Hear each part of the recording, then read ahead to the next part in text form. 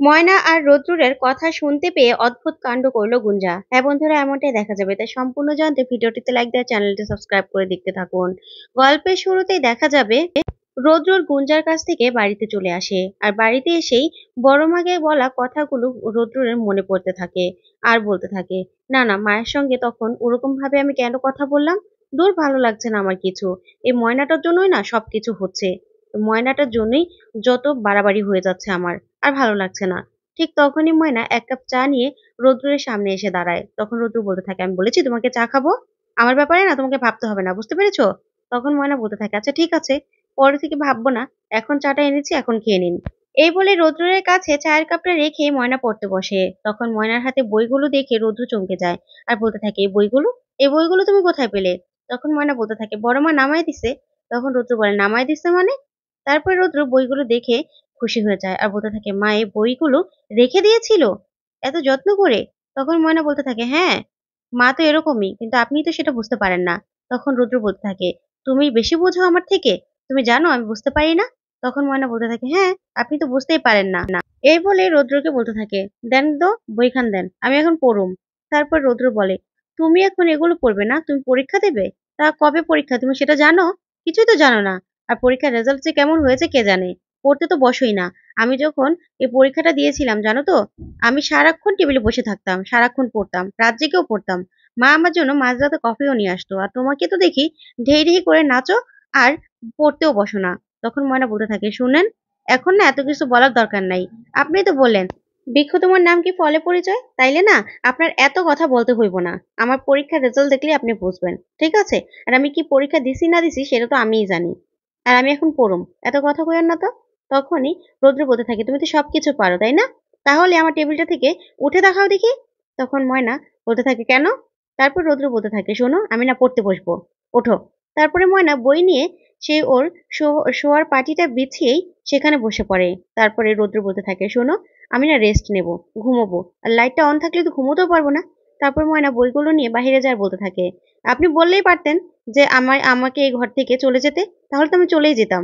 তারপরে ময়না চলে গেলেই রৌদ্র বলতে থাকে, চলে গেল, এখন কি করব, কোথায় গেল?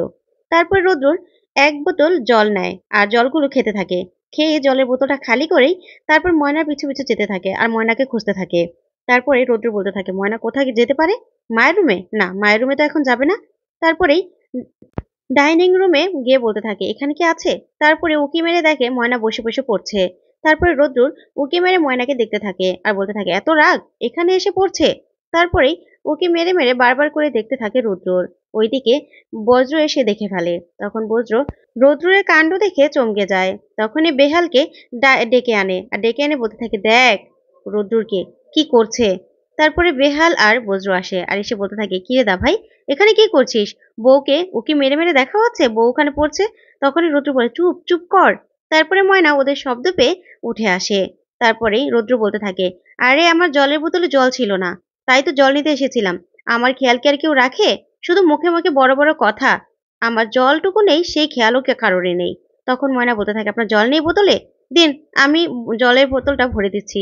এই বলেই রৌদ্রের হাত থেকে বোতলটা কেড়ে নিয়ে ময়না জল ভরতে থাকে। ঠিক তখনই গুঞ্জা ফোন করে। গুঞ্জা ফোন করলে রৌদ্র আড়ালে গিয়ে গুঞ্জাকে বলতে থাকে, গুঞ্জা, আমি না তোমাকে পরে ফোন করছি, ঠিক আছে? ওইদিকে বিহাল আর বজ্র যখনই দেখে গুঞ্জা ফোন করেছে, তখন বিহাল বলতে থাকে, দাঁড়া, দেখাচ্ছি মজা। তারপর বিহাল আর বজ্র রৌদ্রের কাছে এসে বলতে থাকে, এ দা ভাই, তুই না ভেরি ইন্টারেস্টিং। এভাবে বউকে দেখাস যে ভালোবাসিস না, কিন্তু এটাই হলো ভালোবাসা।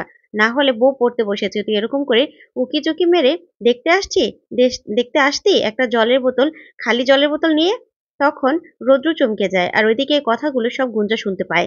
তারপর রৌদ্র বলতে থাকে, তোরা চুপ করবি, তোরা চুপ করবি। তখনই গুঞ্জা বলতে থাকে, এই রৌদ্র, তুমি ময়নাকে আর লুকিয়ে লুকিয়ে দেখছিলে?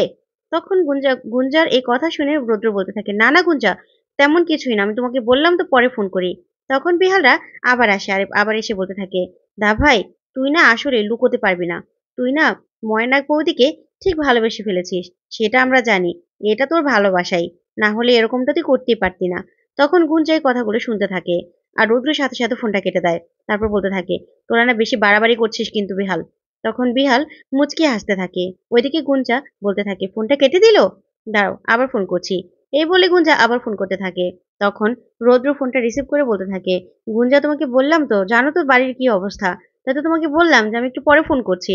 ঠিক তখনই ময়না জলের বোতলটা নিয়ে আসে আর এসে বলতে থাকে, নিন আপনি জলের বোতল। আচ্ছা, আপনি কি কইলেন তখন? আপনার খেয়াল রাখি না, জল থাকে না। আমার মনে আছে এই বোতলটা পুরা জলে ভরা ছিল। তাহলে জলগুলা কিভাবে শেষ হইলো? তখন রুদ্র বলতে থাকে, জলগুলো আমি খেয়েছি। তখন ময়না বলতে থাকে, তাহলে আপনি একটা বোতল জল খাইয়া আবার জল নিতে আইছেন, তাইলে আপনার পেটের মধ্যে কি হয়েছে, কি হয়েছে? তখন রুদ্র বলতে থাকে, আবার কি হবে? তারপরে ময়না বলতে থাকে, আচ্ছা, পেটে জ্যাম হয়ে গেছে না, দাঁড়ান আমি জোয়ান লয়ে আইতাছি, জোয়ান খান। তখন এই কথাগুলো বলতে থাকে ময়না রুদ্রর। কথা কাটাকাটি করতে থাকলেই ওইদিকে গুঞ্জা সব কথাগুলো শুনে চমকে যায়। তারপরে গুঞ্জা বলতে থাকে, রুদ্র তুমি কথা শুনছো, কথা শুনছো? কিন্তু রুদ্র কিছুতেই কথা শোনে না। তারপরেই গুঞ্জা রেগে ফোনটা রেখে দেয়। ওইদিকে তখন রুদ্র বলতে থাকে, হয়েছে, তোমাদের হয়েছে, নে বেহাল, তোর মাথা ঠান্ডা, তোদের মন শান্তি হয়েছে, ফোনটা কেটে দিল, একদম ঠিক হয়েছে, আমি না এসব মজা একদম পছন্দ করি না, বুঝতে পেরেছিস? এই বলে জলের বোতলটা নিয়ে চলে যায়। তারপরে ময়না পড়তে বসে পড়ে।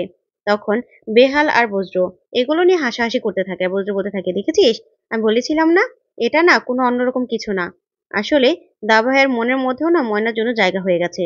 ঠিক তখনই বড়মা চলে আসে আর এসে বলতে থাকে, কি রে, তোরা কি নিয়ে কথা বলছিস? তখন বেহাল আর বজ্র সবটা বড়মাকে খুলে বলে। তখন বড়মা সব কথা শুনে অবাক হয়ে যায়। তারপরে বলতে থাকে, ময়না এখানে এসে পড়ছে? তারপরে ময়নার কাছে এসে বলতে থাকে, ময়না তুই এখানে পড়ছিস, এখানে কেন? তখন ময়না বলে, কি করবো বড়মা, উনি কইলো যে ওনার টেবিল থেকে উঠা যাইতে, পরে উঠা গেলাম, পরে কইলো লাইট অফ করতে, উনি নাকি ঘুমাইতে পারবো না, তাই এখানে আইসা পড়তাছি আমি। তারপর বড়মা বলে, আচ্ছা ঠিক আছে তুই পড়। তখন বড়মা মনে মনে বলতে থাকে, কি ব্যাপার, রোজ নিজের টেবিল থেকে উঠিয়ে দিল, ঘর থেকেও বের করে দিল, আবার এখানে ময়না পড়ছে, আবার এসে আড়াল থেকেও দেখছে, ও কি চায়? আসলে কি মেঘ ঠিক বলেছিল যে রুদ্রের মনে কোথাও একটা জায়গা করে নিয়েছে ময়না? এটাই যেন ঠিক হয়। তারপরে বড় মা বেহাল আর বজ্রর সাথে কথা বলতে থাকে আর বলতে থাকে, সত্যি রে, সত্যি কি এরকমটা হতে পারে? তারপরে বেহাল বলতে থাকে, একদম গুঞ্জাকে না ওদের মাঝখান থেকে সরিয়ে দিতে হবে, তাহলে যদি দাভাই বোঝে যে ও ময়নাকে সত্যি ভালোবাসে। তখনই গোলু চলে আসে আর এসে বলতে থাকে, কি হয়েছে রে, নিশ্চয়ই ময়না রুদ্রকে নিয়ে কথা বলছিস?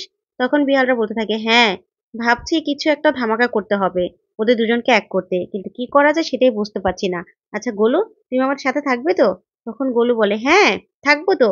এই বলেই চারজনই হাত মিলায়। তখন বড়মা বলে, কিন্তু গোলু, কি করতে পারি আমরা?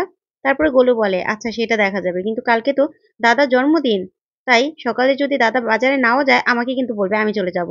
তখনই ময়না বলতে থাকে, বড়মা কার জন্মদিন গো, মেজকার? তখনই গোলু বলতে থাকে, হ্যাঁ। তারপরে ময়না বলতে থাকে, তাহলে আমরা কালকে জন্মদিন পালন করব, ঠিক আছে?